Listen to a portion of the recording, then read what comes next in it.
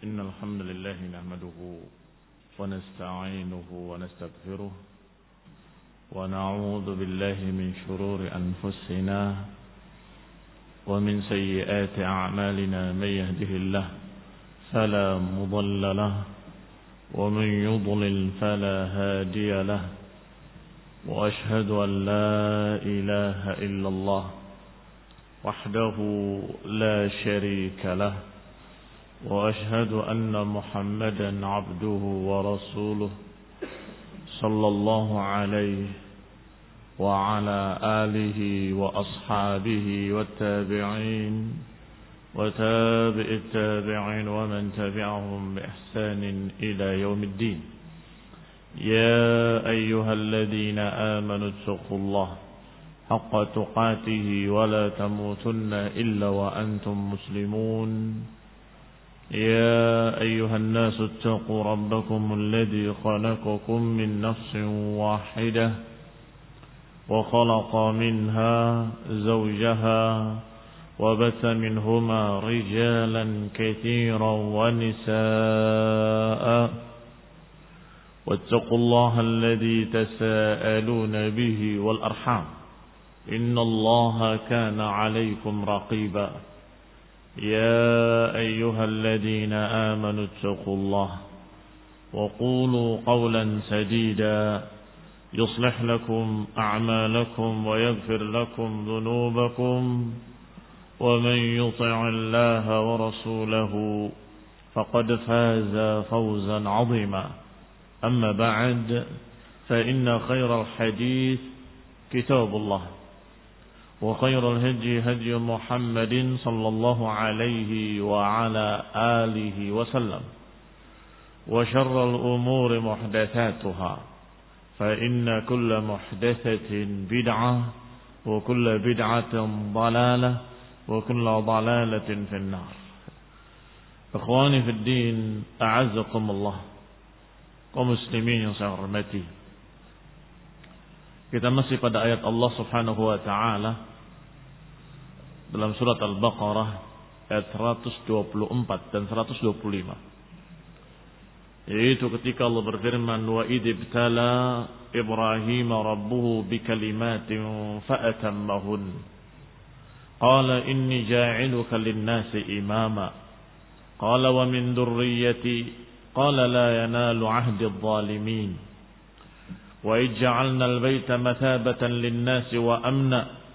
واتخذوا من مقام إبراهيم مصلى وعهدنا إلى إبراهيم وإسماعيل أن طهرا بيتي للطائفين والعاكفين والركع السجود. Dan ketika Allah Subhanahu wa taala menguji Ibrahim alaihi salam bikalimatin dengan perintah-perintah dan larangan-larangan, fa'atammahun. Ternyata beliau alaihi salam Khalilullah menyempurnakannya. Maka Allah berfirman, inni ja'iluka linnasi imama. Aku akan menjadikan engkau sebagai imam bagi manusia. Pimpinan, panutan, qudwah, teladan, itu mana imam. Maka Ibrahim berkata alaihi salam, wa min dzurriyyati, dan juga pada turunanku ya Rabb. Artinya ingin mendapatkan bagi turunannya seperti yang beliau dapatkan untuk dirinya. Dan ini termasuk nushun min nush Ibrahim alaihi salam. Ini beliau sangat sayang pada umatnya dan sangat ingin turunannya mendapatkan apa yang dia dapatkan. Ternyata Allah Subhanahu wa taala mengabulkan tapi dikecualikan. Qala la yanalu 'ahdi adh-dhalimin. Iya, tetapi janjiku ini tidak akan mengenai orang-orang zalim. Artinya nggak akan bisa didapat oleh orang-orang zalim walaupun termasuk turunanmu. Nasab, turunan saja tidak cukup untuk mendapatkan satu keutamaan. Apakah turunan Ibrahim alaihissalam atau turunan Ismail yang dikenal dengan Arab atau turunan Quraisy, anak cucunya Fihr. Kalau dia tidak beriman atau dia zalim, maka keistimewaan tadi tidak ada. Tidak bernilai. Inna akramakum indallahi atqakum. Sesungguhnya yang paling mulia di kalangan kalian adalah yang bertakwa. Walaupun bukan Arab, walaupun bukan turunan Quraisy, walaupun dia bukan ahli bait, tapi kalau dia bertakwa dia akan mendapatkan kemuliaan. Tapi sebaliknya, walaupun dia turunan Ibrahim alaihi salam, tapi kalau dia zalim, Allah katakan la yanalu ahdidz zalimin, enggak akan mendapatkan janjiku ini orang-orang zalim. Yani walaupun itu turunanmu wahai Ibrahim, maka turunan siapapun dia, apakah turunan Quraisy, turunan Arab, atau turunan Ahlul Bait, atau mengaku turunan Ali bin Abi Thalib, kalau dia tidak memiliki ketakwaan dan dia zalim, maka la yanalu ahdidz zalimin. Kata Allah, enggak akan mendapatkan janjiku ini orang-orang zalim. Sampai kita pada ucapan Syekh Al-Muallif dalam kitab Taisir Al-Karim Ar-Rahman, sampai pada ucapan beliau, wa hadhihi la'amrullahi afdalu darajah. Apa yang Allah berikan pada Ibrahim, sungguh demi Allah, merupakan setinggi-tinggi derajat. Inni ja'iluka linnasi imama. Ini afdalu darajah. Tanafasa fiha almutanafisun. Yang berlomba-lomba, orang yang berlomba-lomba untuk mendapatkannya. Wa a'la maqam, setinggi-tinggi kedudukan. Syammara ilaihi al-amilun, yang menyingsingkan lengan baju mereka-mereka yang beramal untuk mendapatkan kemuliaan itu. Wa akmala halatan, dan itu adalah keadaan yang paling sempurna yang didapatkan oleh beliau Ibrahim alaihi salam dan ulul azmi minar rusul wa atba'ihim, dan juga pengikut-pengikut mereka. Min kulli siddiqin muttabi'in lahum, yaitu mereka-mereka yang merupakan siddiqun, yang beriman dan percaya pada mereka, para anbiya khususnya ulul azmi, dan mengikuti ittiba' kepada rasulnya, yang da'in ila Allah wa ila sabilih, yang mengajak kepada Allah dan mengajak kepada jalan Allah, mereka akan mendapatkan apa yang Allah janjikan dari kemuliaan tadi. Inni ja'iluka linnasi imama, kami akan menjadikan engkau sebagai imam.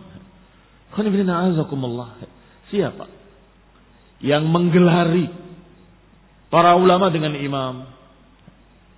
Apakah dia pernah kuliah kemudian lulus dan mendapatkan titelnya bernama Imam Bukhari, Imam Muslim, Imam Ahmad, Imam? Apakah itu didapat dari kampus? Bukan. Siapa yang memberikan? Apakah ada perjanjian? Mari kita sepakati, dia sebut kita sebut dia imam. Siapa? Tidak bisa direncanakan, nggak bisa diatur. Tapi itu dari amalan saleh mereka dan ilmu mereka. Maka Allah jadikan sebagai imam. Inni ja'iluka linnasi imama. Allah berikan pada Ibrahim alaihi salam setelah apa yang kita bahas pada kajian yang lalu. Setelah kita bahas bagaimana Ibrahim melewati ujian demi ujian yang sangat berat. Yang sampai dikenang setiap tahunnya. Dikenang setiap Idul Adha. Bagaimana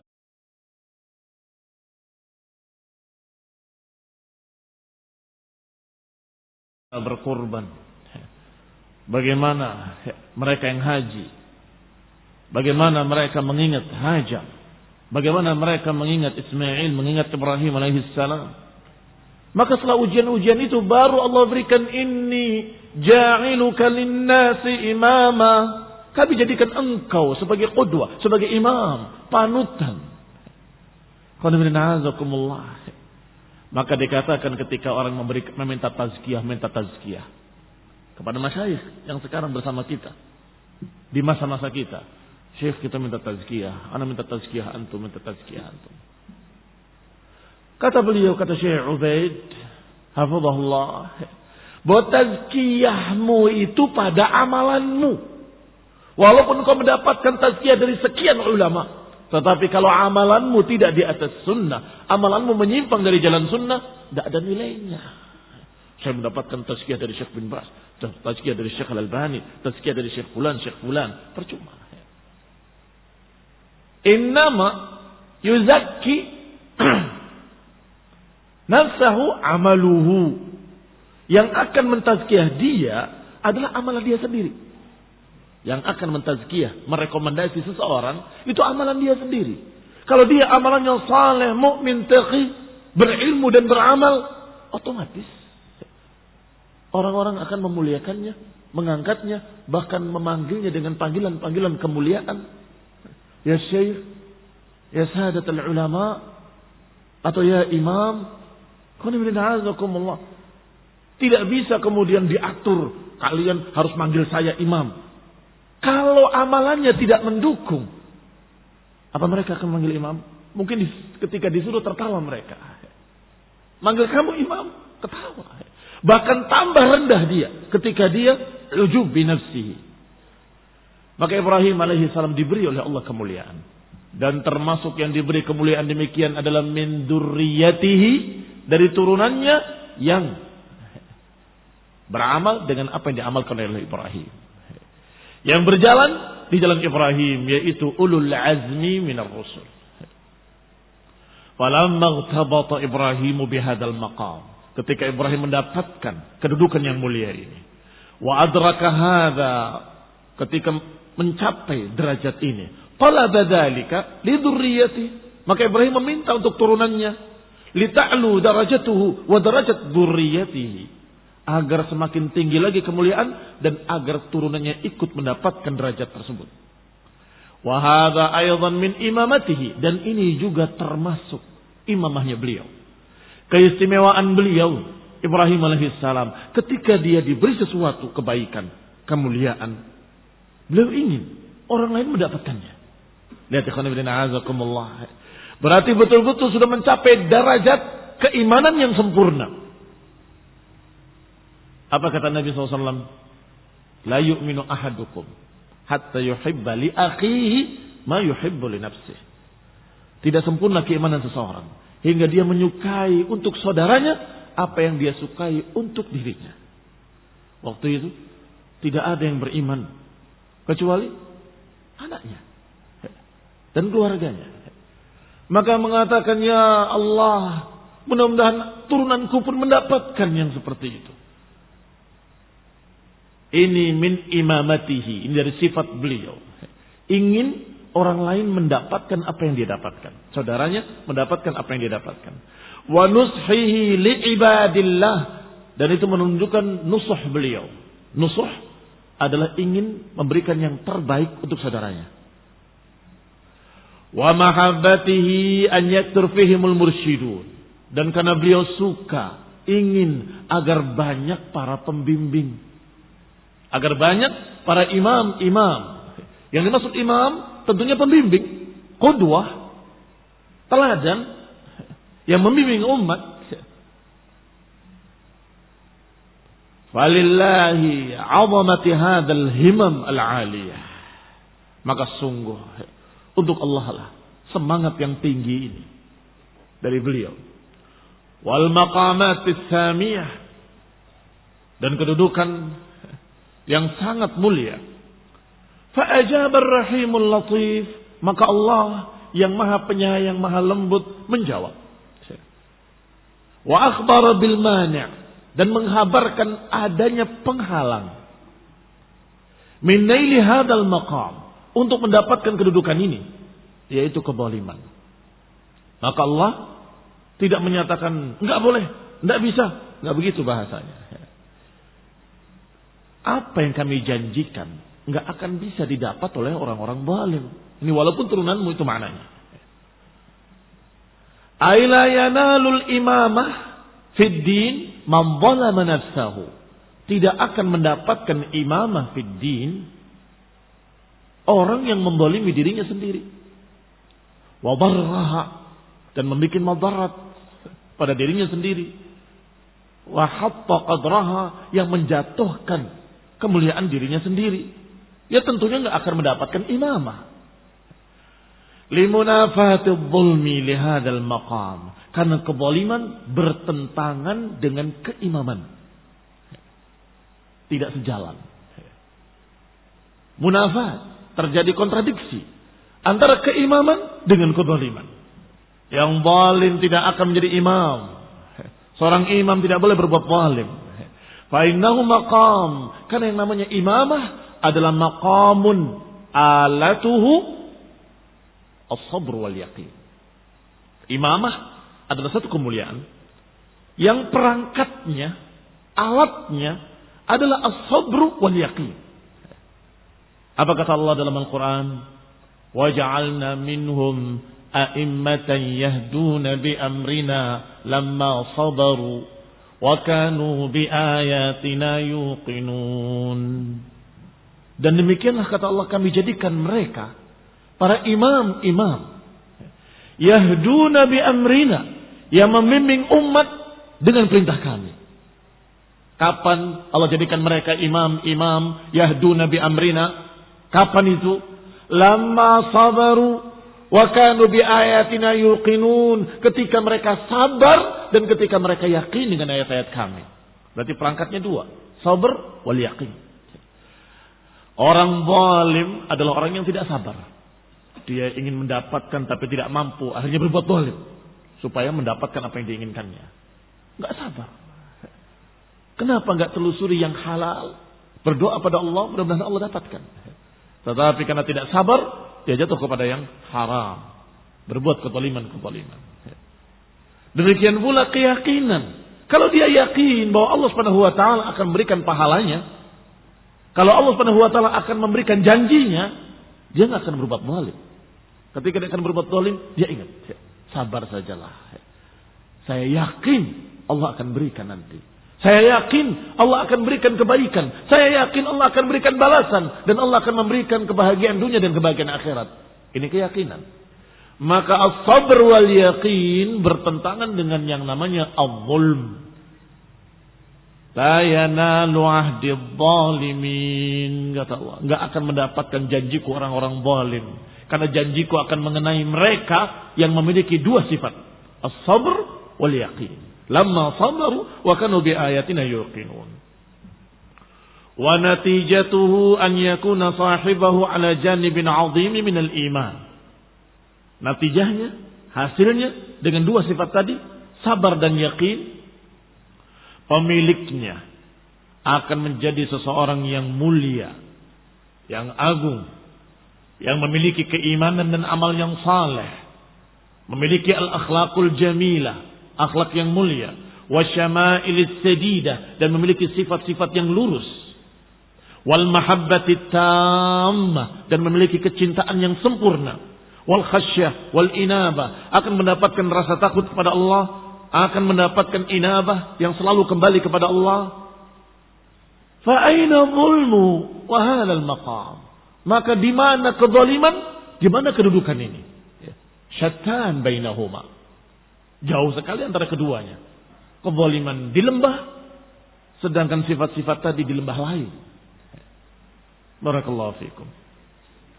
Wa dalla mafhumul ayah, dan apa yang dipahami dari ayat ini menunjukkan anna ghairu zalim sayanalul imamah.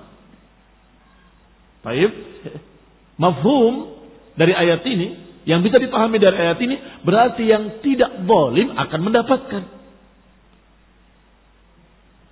Wa min dzurriyyati, kata Ibrahim, ya Allah juga turunanku, berikan pada mereka imamah.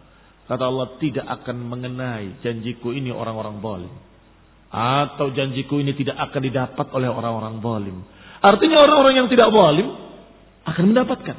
Itu mafhumnya. Satu kalimat itu ada istilah mantuk, ada istilah mafhum. Mantuk itu yang tertulis teksnya, mafhum itu yang terpahami daripadanya. Mantuknya menyatakan bahwa orang zalim tidak dapat. Mafhumnya berarti yang tidak zalim dapat. Mafhum. Alhamdulillah. Qala walakin ma ityanin bi asbabiha, tetapi tentunya akan didapat dengan sebab-sebab. Di antara sebab-sebabnya adalah kesabaran dan keyakinan. Wa dzakara ta'ala namudajan baqiyan dalan ala imamati Ibrahim. Kemudian Allah sebutkan contoh baqiyan, contoh yang kekal terus menerus, yang menunjukkan ala imamati Ibrahim alaihi salam, yang menunjukkan keimaman Ibrahim alaihi salam. Apa itu? Wa huwa hadzal bait, yaitu al-bait, Baitullahil Haram, alladzi ja'ala qasdahu, yang dijadikan sebagai tujuan, sebagai pusat, wa kunna min wa ruknan min arkanil Islam, dan menjadi rukun dari rukun-rukun Islam, haqqan lidzunubi wal atham, yang akan menghapuskan dosa-dosa, menghapuskan kesalahan-kesalahan dengan mendatangi Baitullahil Haram. Itu tanda-tanda, bukti yang terus-menerus ada sampai hari ini, bahwa itu adalah bukti-bukti keimaman Ibrahim. Siapa yang membangunnya? Ibrahim dan Ismail. Siapa yang menyempurnakannya? Ibrahim dan Ismail. Siapa yang membersihkannya? Ibrahim dan Ismail. Siapa yang mengajarkan ibadah haji? Ibrahim dan Ismail. Masya Allah. Dan Rasulullah SAW mentakrir, diajarkan di antara rukun dari rukun-rukun Islam adalah haji ila Baitullahil Haram. Pergi haji ke Baitullahil Haram. Tawaf mengelilingi Ka'bah, sa'i Safa dengan Marwah, wukuf di Arafah, bermalam di Muzdalifah, mabit di Mina, melempar jemarat. Semua itu tanda-tanda keimaman Ibrahim, bahwa Ibrahim diikuti oleh manusia. Ibrahim imam, qudwah, diikuti oleh manusia, dan ini bukti bahwa Allah menjadikan beliau imam. Inni ja'iluka linnasi imama, aku jadikan engkau sebagai imam. Wa fihi min atharil khalil wa dzurriyyatihi. Padanya, pada Baitullahil Haram ada tanda-tanda dan bekas-bekas, jejak-jejak Ibrahim al-Khalil dan turunannya. Ma'urifa bihi imamatuhu, yang dengan itu dikenal dan diketahui keimaman beliau alaihi salam. Wa tadhakkarat bihi halatuhu, dan akan terus diingat-ingat keadaan Ibrahim alaihi salam setiap tahun oleh kaum muslimin, jutaan kaum muslimin. Maka Allah sebutkan dalam ayat berikutnya berkait dengan itu, berkait dengan tanda-tanda keimaman Ibrahim. Wa id ja'alnal baita mathabatan lin-nasi wa amna. Dan ingatlah ketika kami menjadikan al-bait dengan alif dan lam, artinya Baitullahil Haram, sebagai mathabatan lin-nas, sebagai tempat yang didatangi oleh seluruh manusia. Ini mathabatan bukan dari thawab pahala, tetapi dari thaba yasubu, artinya mendatangi. Ay marja'an yasubuna ilaih, yaitu sebagai marja', tempat kembalinya seluruh kaum muslimin. Tempat berdatangan ke sana kaum muslimin, menjadi pusat di mana kaum muslimin mendatanginya. Tempat sucinya kaum muslimin. Lihusuli manafi'ihim ad-diniyah wa dunyawiyah. Karena dengan adanya Baitullahil Haram, mereka mendapatkan kebaikan-kebaikan dan manfaat-manfaat dunyawiyah wa diniyah. Dunyawi dan juga ukhrawi. Kalau ukhrawinya jelas, karena kita beribadah di sana. Di mana duniawinya? Dengan berdatangannya kaum muslimin ke sana, maka mereka mendapatkan dari Allah Subhanahu wa taala sekian banyak barakah. Kaum muslimin barakahnya. Bukan hanya untuk Saudi saja, tapi untuk kaum muslimin seluruhnya. Alhamdulillah, dengan barakah yang Allah berikan kepada mereka di negeri mereka, yang merasakan kaum muslimin setiap tahun selalu diperbaharui, diperbaiki selalu. Kaum muslimin yang saya hormati, demikian pula ketika mereka kaum muslimin di seluruh dunia mendapatkan kesusahan, mendapatkan musibah, mendapatkan, siapa yang paling besar membantu? Saudi juga. Mereka Kenapa kaum muslimin? Apakah kalian sangka Vatikan akan membantu kalian ketika tsunami di Aceh? Tidak. Yang paling perhatian pada kalian adalah bantuannya paling besar dari mereka.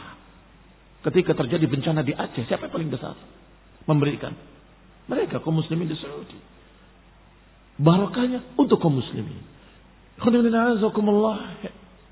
Imam Umar bin Abdul Aziz ketika awan berjalan, beliau menyatakan, wahai awan, pergilah haitsu syi'ti, pergilah kemana kamu suka, dan turunkan hujanmu kemana kamu suka. Barakahnya akan kembali kepada kaum muslimin. Barakahnya akan kembali pada kaum muslimin. Karena jatuh di satu desa, di satu kota, mereka subur, mereka mengeluarkan zakat. Dan zakatnya diberikan pada kaum muslimin di tempat yang sengsara, di tempat yang paceklik, di tempat yang panas. Kembali pada kaum muslimin. Tapi kalau jatuhnya di tengah-tengah kufar, belum tentu. Bahkan bisa jadi tidak akan mendatangi kaum muslimin. Datang dengan kapal tempurnya, datang dengan kapal induk yang besar, datang dengan tentara, turun, semuanya dicatat sebagai hutang Indonesia. Itu Amerika. Kufar. Biaya tentaranya, biaya bahan bakarnya, biaya semua yang mereka dapatkan atau mereka keluarkan, semuanya harus diganti oleh Indonesia sebagai hutang. Apakah itu bantuan? Wallah, itu mencekik namanya. Bantuannya hutang dan hutangnya riba. Tetapi na'udzubillah, media tidak adil sehingga mereka memberitakan yang demikian, yang hutang mencekik dikatakan sebagai bantuan Amerika. Tetapi Saudi yang memberikan terbesar, mereka lupakan, enggak diberitakan sama sekali. Ini adalah ketidakadilan media dan wajar karena yang memegangnya bukan mereka-mereka yang memiliki iman Islam, bukan orang-orang yang memiliki ghirah terhadap kaum muslimin. Agama-agama lain semuanya akan memuliakan tempat suci mereka. Nasrani akan mensucikan dan memuliakan Vatikan, kan begitu. Tetapi anehnya kaum muslimin, sebagian besar mereka justru mencerca mereka kaum muslimin yang memegang tempat suci, yang mengurusi tempat suci, yang Masya Allah betul-betul khadim al-haramain, betul-betul mereka jadi khaddam, pekerja untuk ngurusi dua tempat suci. Selalu dicerca, dimaki, dicerca, dimaki, dicerca, dimaki. Kejadian yang sesungguhnya qaddarallahu wa ma syaa fa'al. Takdir yang Allah takdirkan, jutaan manusia di sana. Apakah tidak ada yang tercatat mereka akan mati? Ada enggak? Dari sekian orang saja ada yang tercatat mati. Apalagi jutaan manusia kumpul di sana. Ya jelas-jelas ada yang tercatat sekian orang akan wafat. Itu biasa terjadi. Sebabnya karena ini, karena itu, karena ini, karena itu. Sekian macam. Dan itu pun alhamdulillah. Mereka kaum muslimin yang memegang dua tempat suci itu memberikan gantinya 3,5 miliar setiap satu orang korban.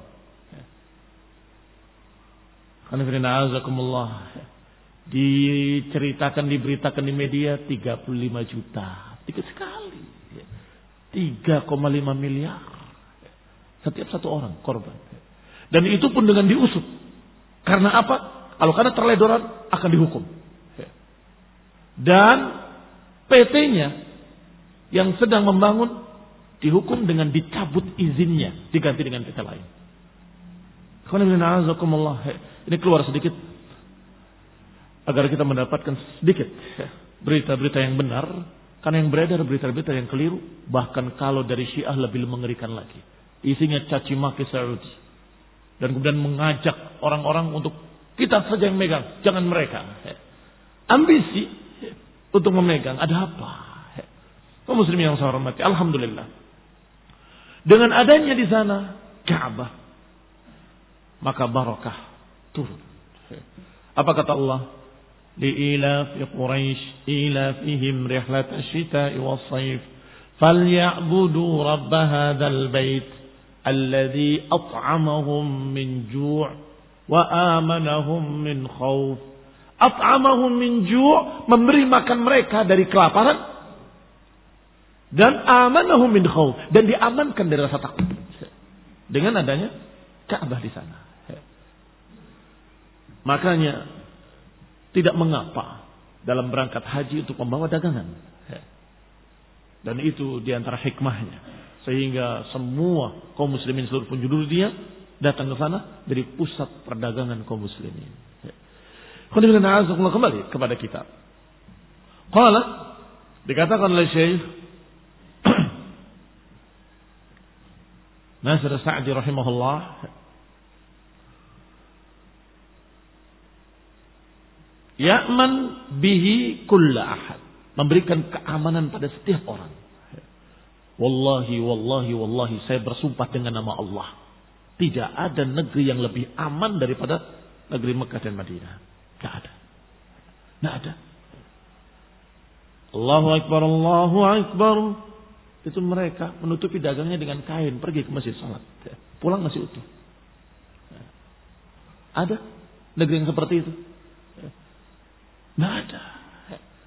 Ini barakallahu fikum sesungguhnya tanda-tanda kekuasaan Allah dan tanda-tanda barakah dari Allah yang Allah berikan dengan sebab imamahnya Ibrahim dan dengan sebab adanya Baitullahil Haram. Amanahum min khauf, dan aman dari berbagai macam bahaya, hatta al-wuhsh, bahkan aman dari binatang-binatang buas sekalipun. Wa hatta jamadatil kal asjar, bahkan semua benda-benda, bahkan pohon-pohon aman di sana. Tidak boleh mencabut pohonnya, tidak boleh membunuh binatangnya atau hewannya, ternaknya, buruannya, tidak boleh bunuh buruannya, sehingga burung-burung merpati datang turun aman. Ini negeri Mekah yang Allah jadikan aman sejak zaman Ibrahim alaihissalam. Sebelum datangnya Rasulullah SAW, di masa-masa jahiliyah sudah aman. Padahal masa jahiliyah. Kenapa aman? Karena mereka memuliakan Baitullahil Haram. Walihada kanu fil jahiliyah ala syirkihim. Oleh karena itu mereka di zaman jahiliyah, padahal mereka masih syirik, yahtarimunahu asyaddal ihtiram. Mereka memuliakan Ka'bah dengan betul-betul memuliakannya. Wa yajid ahaduhum qatal abihi fil haram. Bahkan seseorang menemui pembunuh bapaknya di haram, enggak berani membalas. Nunggu sampai keluar dari haram. Melihat qatil abih, pembunuh bapaknya. Oh, ini pembunuh bapak saya ini. Tapi di haram. Tidak mereka menunaikan balas dendamnya di sana, karena memuliakan Baitullahil Haram. Fala yuhayyijuhu, tidak tergerak dia untuk membunuhnya. Falamma ja'al Islam, ketika datang Islam, zadahu hurmatan wa ta'zima, maka bertambah kemuliaannya, bertambah penghormatannya dan pengagungannya, tasyrifan wa takriman, karena memuliakan, karena meninggikan. Ini barakallahu fikum. Allah Subhanahu wa taala memberikan keamanan, memberikan barakah pada negeri tersebut, khususnya Makkah dan Madinah. Wattakhidhu min maqami Ibrahim musalla, dan jadikan tempat berdirinya Ibrahim sebagai musalla, tempat salat. Apa makna salat? Doa. Berarti tempat doa. Salat dan doa itu sebagai apa? Ibadah. Tempat ibadah. Jadikan tempat berdirinya Ibrahim sebagai tempat ibadah. Yahtamil an yakuna al-murad bidzalikal maqamul ma'ruf. Memiliki kemungkinan makna. Kata Syekh Nasir Sa'di rahimahullah, memiliki kemungkinan makna bahwa yang dimaksud maqam adalah tempat berdirinya Ibrahim yang ma'ruf, yang dikenal sebagai maqam Ibrahim, yang sekarang masih ada tandanya. Bahkan kalau kamu lihat, di dalamnya ada telapak Ibrahim, telapak kakinya Ibrahim dalamnya. Alladzi qad ja'ala al-an, yang sudah ditandai di sana, dipertahankan keberadaannya, muqabil babul Ka'bah, yang di lurusan pintu Ka'bah. Wa anal murad bihadza Ini kemungkinan makna yang pertama. Bahwa itu yang dimaksud berarti jadikan tempat itu sebagai tempat ibadah.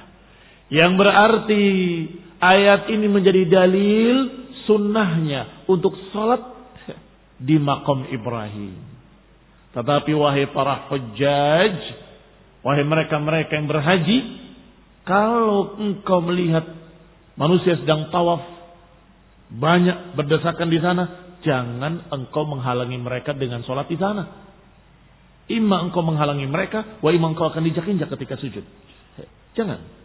Tetapi mundur ke belakang sampai ada tempat lowong kosong, salatlah menghadap Ka'bah dan maqam Ibrahim sekaligus dengan satu garis. Itu yang dikatakan dengan sunnatut tawaf. Kenapa dikatakan sunnatut tawaf? Karena dikerjakan setelah tawaf selesai, kemudian dia salat di belakang maqam Ibrahim, kemudian baru minum air Zam-Zam. Antakuna khalfa maqam Ibrahim, disunnahkan untuk salat di belakang maqam Ibrahim. Wa alaihi jumhurul mufassirin, dan ini tafsir kebanyakan para mufassirin, jumhur para mufassirin. Tetapi ada kemungkinan lain yang juga tidak bertentangan. Wa yahtamil an yakuna al-maqam mufradan mudhafan, bahwa bisa juga yang dimaksud dengan maqam di sana dia mufradan mudhafan. Dia mufrad dan dia diidhafahkan, disandarkan pada Ibrahim, maqam Ibrahim. Maka secara usul fiqih ini adalah lafzul am. Saya ulangi, lafzul am, lafaz yang menunjukkan keumuman. Bukan hanya itu, tapi semua tempat-tempat berdirinya Ibrahim. Di mana saja Ibrahim berdiri? Ya di depan Ka'bah, ya maqam tadi. Ya juga di Muzdalifah, ya juga di Arafah, beliau berdiri berdoa. Dan juga di mana? Ketika melempar jumrah. Dan juga di mana? Itu semua maqam Ibrahim. Ini karena lafadznya lafadz umum, tidak menyatakan dengan al-maqam atau tidak mengatakan dengan maqam itu, tidak. Tetapi maqam Ibrahim, tempat berdiri Ibrahim. Faya'ummu jami'a maqamati Ibrahim fil haji. Maka mencakup semua tempat-tempat berdirinya Ibrahim ketika haji. Semua tempat-tempat berdiri Ibrahim ketika haji, jadikan sebagai tempat ibadah, jadikan sebagai tempat berdoa. Berarti maknanya adalah masyair. Masyair al-haram. Apa saja masyair? Sudah disebutkan tadi. Masyair adalah Ka'bah, Mina, Muzdalifah, Arafah, kemudian Jumrat, itu semua masyair. Wahiyal masyairu kulliha. Maka yang dimaksud adalah masyair seluruhnya. Berarti termasuk tawaf kita ikuti Ibrahim. Sa'i kita ikuti Ibrahim. Wukuf di Arafah kita ikuti Ibrahim. Bermalam di Muzdalifah kita ikuti Ibrahim. Ramyal jimar, melempar jumrat, kita ikuti Ibrahim. Wan nahar, menyembelih hewan kurban, juga kita ikuti Ibrahim. Dzalika min af'alil haji. Ini adalah af'al al-hajj, amalan-amalan haji. Fayakunu ma'na qawlihi musalla. Berarti makna musalla dalam ayat ini dengan tafsir yang kedua, ay ma'badan, jadikan tempat ibadah. Jadikan tempat berdoa. Ketika tawaf, berdoalah. Ketika sa'i, berdoalah. Ketika melempar jumrah, berdoalah. Ketika di Arafah, berdoalah. Nah, iqtadu bihi. Ikutilah Ibrahim fi sya'airil hajj. Ikuti Ibrahim dalam syiar-syiar haji. Kata Syekh Nasr Sa'di rahimahullah, wa la'alla hadza al-ma'na aula. Sepertinya makna yang kedua lebih utama. Mengapa demikian? Apa alasannya? Alasan pertama, bahwa makna pertama tercakup dalam makna kedua. Sedangkan makna kedua tidak tercakup dalam makna pertama. Berarti mana yang lebih luas? Yang kedua. Karena makna kedua, masyair termasuk sunnatut tawaf. Kan begitu. Maka dengan memahami dengan tafsir yang kedua, yang pertama tercakup di dalamnya. Tapi kalau menafsirkan dengan tafsir pertama, Yang kedua tidak tercakup. Itu alasan pertama. Alasan kedua, karena kaitannya, pembicaraannya tentang semua af'al Ibrahim. Pembicaraannya tentang Ibrahim sebagai qudwah, sebagai imam. Inni ja'iluka lin-nasi imama. Kami jadikan engkau sebagai imam. Ayat berikutnya mengatakan wattakhidhu min maqami Ibrahim musalla. Jadikan tempat berdirinya Ibrahim sebagai tempat ibadah. Tentunya tidak akan jauh kaitannya dengan pembahasan sebelumnya. Yaitu Ibrahim sebagai imam, sebagai qudwah, sebagai panutan yang kita ikuti semuanya. Tawafnya, sa'inya, lempar jumrahnya, wukuf di Arafahnya, berkurbannya, semuanya kita ikuti. Lidukhulil ma'nal awwal fi. Alasan pertama, masuknya makna pertama di dalam makna kedua. Wa ihtimalul lafdhi lahu, dan lafaz mencakup makna itu. Dan juga pembahasan berkait dengan itu. Wahidna ila Ibrahim wa Ismail, dan Allah pesan kepada Ibrahim dan Ismail. Ai auhayna ilaihima, maknanya ahida, yang kalau terjemahkan pesan, tetapi maknanya adalah kami wahyukan kepada keduanya. Wa amarnahuma, kami perintahkan pada keduanya, bitathhiri baitillahi minasyirk, yaitu untuk mensucikan baitillah dari kesyirikan-kesyirikan. Berarti tathhir, antahhira, engkau berdua hendaklah sucikan tempatku, memiliki dua makna. Tathhir ma'nawi dan tathhir hissi. Ayyuhuma a'zam? Mana yang lebih besar? Tentunya yang kedua lebih besar. Yang pertama, yang maknawi, yang lebih besar. Membersihkan secara maknawi, secara makna adalah dibersihkan dari kesyirikan-kesyirikan, dari kekufuran-kekufuran. Adapun makna yang kedua yang hissi adalah membersihkan dari najis dan kotoran-kotoran. Maka dikatakan bitathhiri baitillah, hendaklah engkau berdua membersihkan, mensucikan baitillah dari kesyirikan, dari kekufuran, dari ma'asi. Ini tathhir apa? Ma'nawi. Wa minar rijsi wan najasati wal aqdar, dan membersihkan masjid dari kotoran-kotoran, najis. Maka hati-hati ketika kalian menyembelih hewan-hewan kurban, jangan kotori masjid. Barakallahu fikum. Walaupun bukan najis, tetapi jangan kotori masjid. Karena dikatakan aqdar itu kotoran, najasat itu najis. Kotoran belum tentu najis, kalau najis mesti kotor. Maka bersihkan masjid dan bersihkan Masjidil Haram, Ka'bah dari dua-duanya, dari kesyirikan-kesyirikan dan dari berbagai macam najis dan kotoran-kotoran. Untuk orang-orang yang tawaf, untuk orang-orang yang i'tikaf, untuk orang-orang yang ruku dan sujud. Disebutkan pertama kali tawaf. Kenapa demikian? Karena pembicaraannya tentang Ka'bah. Keistimewaan Ka'bah adalah tawafnya. Di tempat-tempat lain nggak ada tawaf. Hatta di Masjid Nabawi nggak ada tawaf. Mereka yang tawaf mengitari kuburan Nabi adalah mubtadi' bal, orang yang mengadakan kebid'ahan. Nggak ada tawaf kecuali mengelilingi Ka'bah. Itu pun imtithalan, dalam rangka mengikuti sunnah Nabi Ibrahim alaihissalam yang diperintahkan oleh Allah Subhanahu wa taala. Qaddamat tawaf, didahulukan tawaf, karena itu ikhtisas, itu kekhususan Masjidil Haram. Kemudian i'tikaf, karena i'tikaf adalah di masjid-masjid, terutama Masjidil Haram. Kemudian baru salat. Walaupun disebut di belakang ruku dan sujud, tetapi ruku dan sujud adalah yang paling afdal. Walaupun disebut di belakang, tapi yang paling afdal. Ayat yang terakhir, pembahasan dari Syekh Nasr Sa'di rahimahullah dalam tafsirnya Taisir Karimir Rahman adalah tentang idhafah.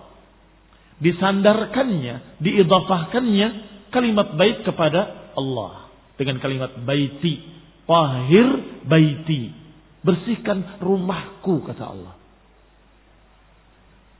Berapa hikmah di dalam idhafah al-bait ila Allah. Ada sekian hikmah disandarkannya bait kepada Allah Subhanahu wa taala disebut rumah Allah. Yang pertama, anna dzalika yaqtadi syiddatul ihtimam.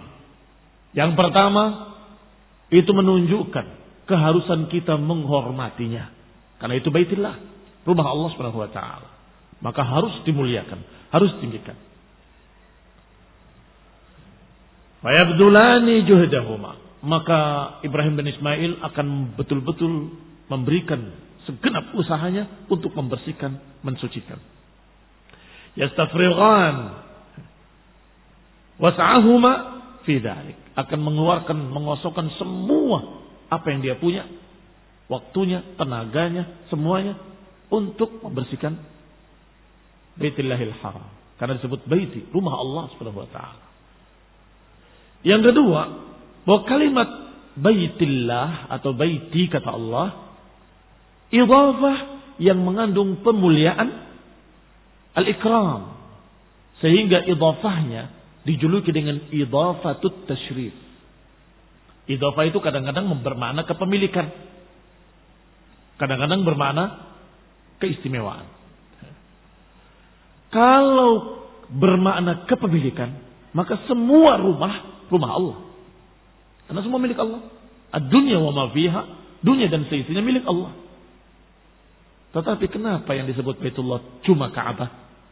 Karena di sana bukan hanya kepemilikan, tetapi idhafahnya bermakna idhafatut tasyrif. Disandarkan kepada Allah untuk memuliakan rumah tersebut. Dan tanda kalau pada rumah tersebut ada perintah-perintah khusus. Rumah yang lain tidak. Yaitu perintah untuk tawaf, perintah untuk beribadah, menjadikan sebagai kiblat, menghadap kepadanya, perintah. Min dhimniha amru ibadihi bita'zimihi wa takrimihi.